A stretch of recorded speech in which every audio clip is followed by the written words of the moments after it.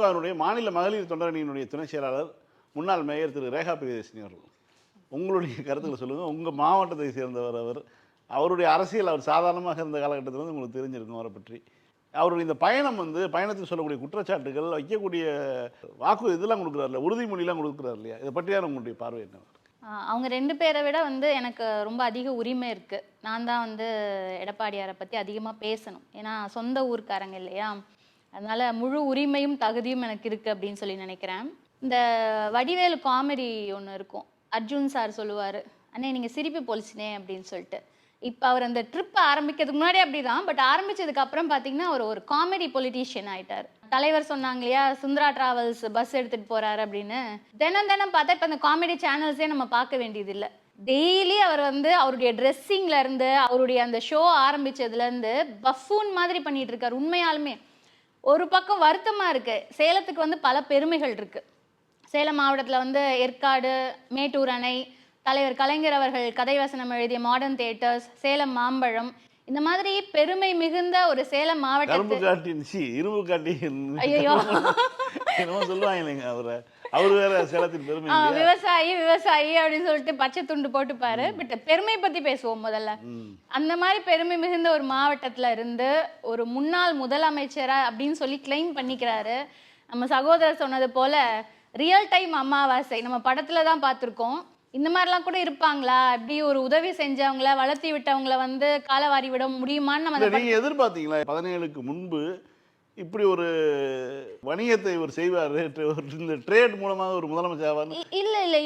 அது என்னன்னா அவங்க கட்சியில் இருக்கவங்களே சொல்லுவாங்க, அந்த சீனியர் அமைச்சர்கள் நிறைய பேர் இப்போ நம்ம இயக்கத்தில் இருக்காங்கல்ல, அவங்க சும்மா பேசும்போது சொல்லுவாங்க, இந்த லாஸ்ட் பெஞ்சர்ஸ்ன்னு சொல்லி எதுக்குமே தேர மாட்டாங்க, எதுக்குமே உதவாதவங்கன்னு சொல்லி ஒதுக்கி வைப்போம்ல, அந்த மாதிரி ஒரு ஆளுமா.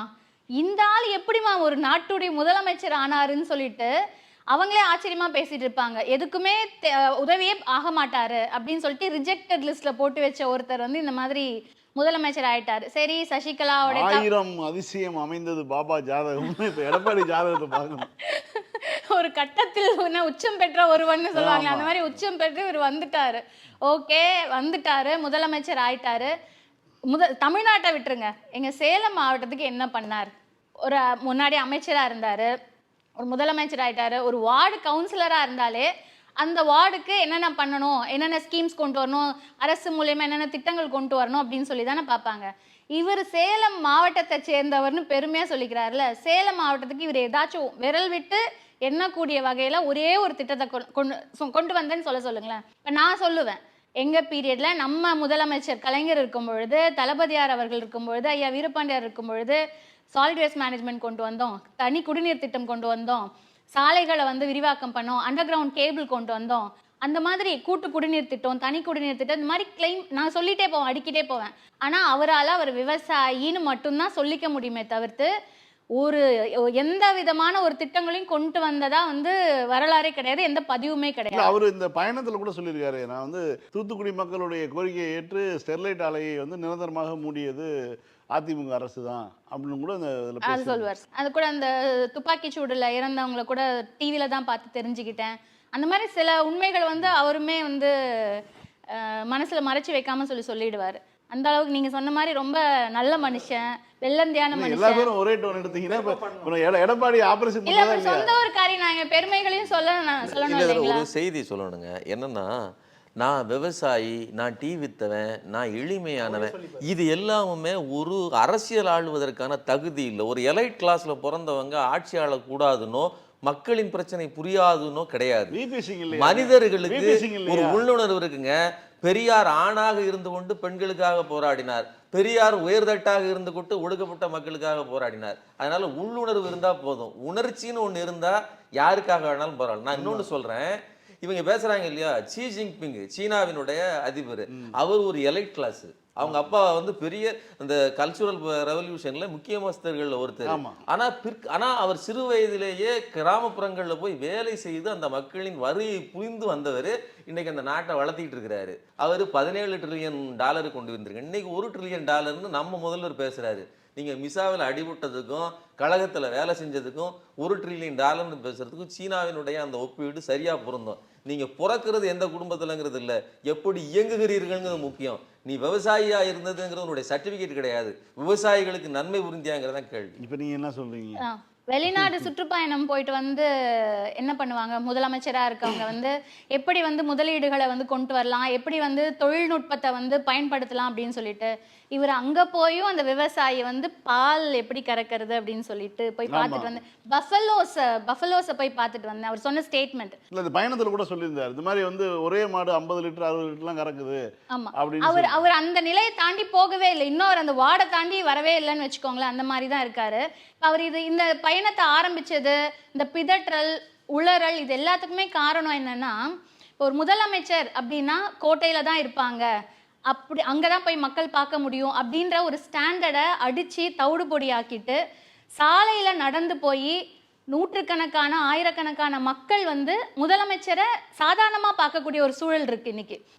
மக்களுடன் ஸ்டாலின் அப்படின்னு சொல்லிட்டு நேரடியா மக்கள் வந்து நீங்க எங்கேயுமே போய் எந்த அரசு அலுவலர்களையும் போய் பார்க்காதீங்க, உங்களை தேடி நாங்க வரோம், உங்க பகுதிக்கு நாங்க வரோம், உங்களுடைய கோரிக்கை. அந்த அவருடைய பயணத்துல வந்து இலவசமா வந்து நீங்க நிறைய இன்ஃப்ளூயன்சர்லாம் வந்து இப்போ டிஏபிஆர் பயன்படுத்திட்டு இருக்காங்க. ஆனா இது வந்து எடப்பாடி பழனிசாமி அந்த 46 திட்டங்களையும் வாசித்து காமிச்சார். இந்த ஒரு பெருந்தன்மை நல்ல மனசு யாருக்குமே வராது, இல்ல எதிர்க்கட்சி சேலத்துக்காரங்க தான் வரும். கட்டாயமா அது அந்த மாதிரி நல்ல விஷயங்களை நம்ம எடுத்துக்கணும், அப்ரிஷியேட் பண்ணணும். இந்த மாதிரி இதுதான் அப்படின்னு சொல்லிட்டு ஒரு டேர்ம்ஸ் இருக்கிறத அடிச்சு நகர்த்திட்டு தலைவர் வந்து நேரடியா போய் மக்களை பாக்குறாங்க.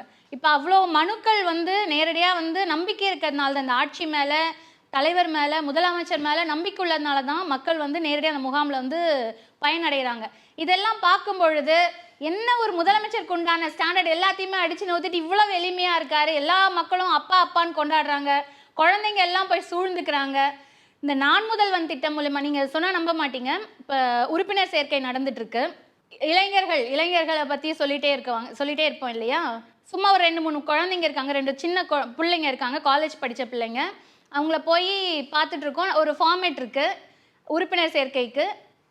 இந்த அரசாங்கம் மூலமா ஓரணில் தமிழ்நாடு உறுப்பினர் சேர்க்கையில இந்த அரசாங்கத்தின் மூலமா நீங்க என்ன பலன் அடைஞ்சிருக்கீங்க அப்படின்னு சொல்லிட்டு இருக்கும்பொழுது அந்த பொண்ணு சொல்லுது, பலன் அடைஞ்சது எல்லாத்தையுமே சொல்லிட்டு, நான் முதல்வன் திட்டம் தான் என்னை வந்து ரொம்ப மனசுல வந்து ரொம்ப பதிஞ்ச ஒரு திட்டம். என் கண்ணு முன்னாடி நிறைய பேர் படிச்சு பெரிய பெரிய அதிகாரிகளா ஆகுறாங்க. அந்த 6 கேள்வியில அது இல்லவே இல்லை. அந்த கேள்வியே கிடையாது. அந்த பொண்ணு மனசுல இருந்து வருது. அந்த பொண்ணு வந்து ஆட்டோமேட்டிக்கா சொல்லுது. அந்த 5-6 கேள்வியை நாங்க டிக் பண்ணிட்டு வரோம். சும்மா சாதாரணமா பேசும்பொழுது என் கண்ணு கவர்மெண்ட் உனக்கு பிடிச்சிருக்கா, முதலமைச்சர் பத்தி என்ன நினைக்கிறீங்க, நீங்க என்ன ஆகணும் அப்படின்னு சொல்லும்போது அதவா சொல்லுது, அக்கா நான் முதல்வன் திட்டம் மூலியமா சாதாரண பேரெல்லாம் வந்து ஐஏஎஸ் ஆகுறாங்க, ஐபிஎஸ் ஆகுறாங்க, எனக்கும் அந்த திட்டம் மூலியமா ஒரு பெரிய ஆஃபீஸர் ஆகணும் அப்படிங்கிறது. ரொம்ப எளிமையான குடும்பத்து பொண்ணு. இந்த அளவுக்கு எளிமையா அந்த திட்டத்தோட பேரு, அந்த திட்டத்தோட பலன்கள் போய் மக்களை ரீச் ஆயிருக்கு. அப்ப வந்து அந்த பிதற்றல் உளறலுக்கு உண்டான காரணம் இதுதான். சுந்தரா டிராவல்ஸை எடுத்துட்டு ஒவ்வொரு டிஸ்ட்ரிக்டும் அவர் போகக்கூடிய ஒரு சூழல் ஏன் ஏற்பட்டிருக்குன்னா இதனாலதான். ஓகே, இப்போ இந்த எடப்பாடியினுடைய இந்த பயணம், ஏன்னா அவருடைய கட்சிக்குள்ளேயே வந்து பல்வேறு பிரச்சனைகள் இருக்குது, அதனால தான் இந்த பயணத்தை அவர் மேற்கொண்டிருக்காருன்னு சொல்கிறாங்க. ஆனால் அவர் பொதுவெளியில் வந்து பேசக்கூடிய கருத்துக்கள் வந்து எதிர்கட்சியை சீண்டுவதாக இருக்குது, அல்லது அவர் எதிர்கட்சியில் இருக்கக்கூடிய கூட்டணி கட்சிகளை அழைக்கக்கூடிய இதில் இருக்குது. இது பயன் தருமா அப்படின்னு ஏதாவது ஒரு புள்ளியாவது இருக்குது, அதாவது ஒரே ஒரு பாயிண்ட். முதல்ல அவர் கட்சி நேம் வந்து பெயர் வந்து அண்ணா திமுக.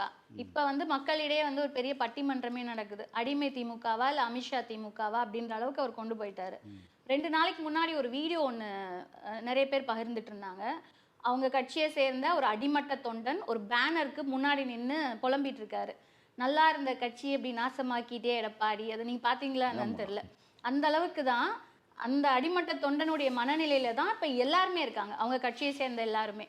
அவர் சொன்ன மாதிரி அவங்க குடும்பத்தை, அவங்களுடைய மகனையும் சம்மந்தியும் காப்பாற்றுவதற்காக கட்சியை கொண்டு போய் பிஜேபி கிட்ட அடமானம் வச்சாச்சு. பிஜேபியோட கூட்டணி இல்லை அப்படின்னு சொல்லிட்டு இருந்தவர் நீங்கள் சொன்ன மாதிரி வாயே திறக்காம அவரை வந்து ஒரு கீ டால் மாதிரி பயன்படுத்தி அந்த கூட்டணியை வந்து அறிவிக்க வச்சுட்டாங்க. நிச்சயமா இந்த பயணம் மூலயமா எந்த பயனுமே கிடையாது தமிழ்நாட்டுக்கும் அவருடைய கட்சிக்குமே. இன்னும் அவருடைய ட்ரூ கலர்ஸ், அவருடைய அந்த முகமுடி வந்து கொஞ்சம் கொஞ்சமா கழண்டு அவருடைய உண்மைத்தன்மை வந்து மக்கள் தெரிந்து கொள்வதற்கு இந்த பயணம் வந்து நிச்சயமா பயனுள்ளதா இருக்கும். அதுதான், அதை தாண்டி வேற ஒண்ணுக்குமே அது பயன். மேலும் மேலும் அவர் அம்பலப்படுவாருங்கிறீங்க. நிச்சயமா நிச்சயமா.